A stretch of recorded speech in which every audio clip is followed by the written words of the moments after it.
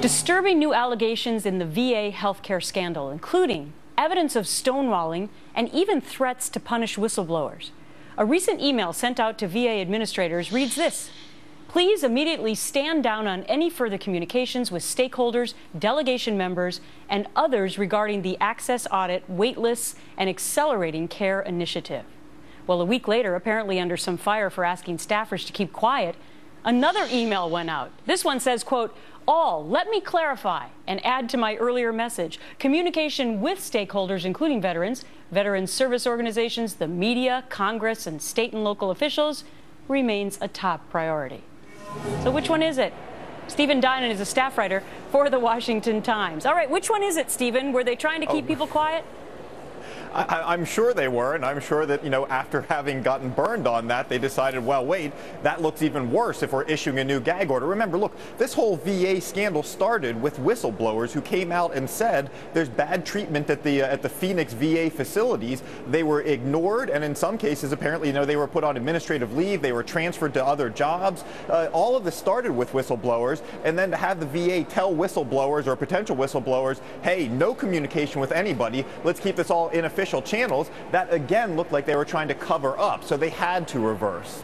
Yeah, but I mean, don't they understand that people get access to emails? I mean, this just makes this whole situation look even more ridiculous than it did originally.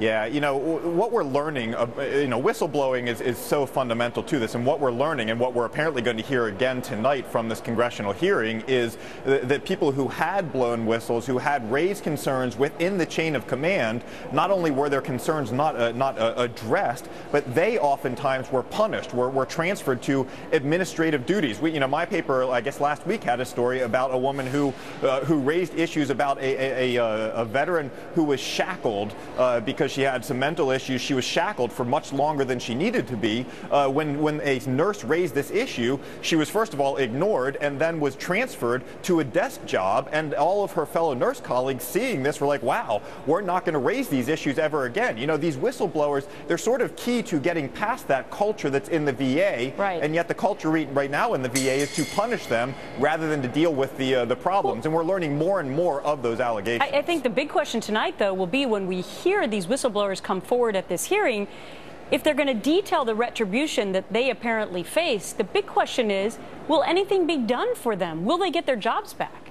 Yeah, that and is the culture, can that change the culture of the VA? Look, the VA right now, it really is, there are so many problems that have lined up there. The department, it doesn't appear that they can solve this because of that culture. Congress's answer to this is to spend tens of billions of dollars a year, basically to shift patients, veterans, from the VA to private care to try and, first of all, kick the VA into gear, but second of all, just to get them out of the VA so that they can get care somewhere else. That tells you how difficult it is for the VA to solve its own problems, whether it's giving these folks their jobs back or transferring them from the administrative duty back to their regular jobs. The VA needs to undergo a major shift here, is what we're learning from all sides. All right, and that hearing will take place tonight. Stephen Dinan, thanks so much.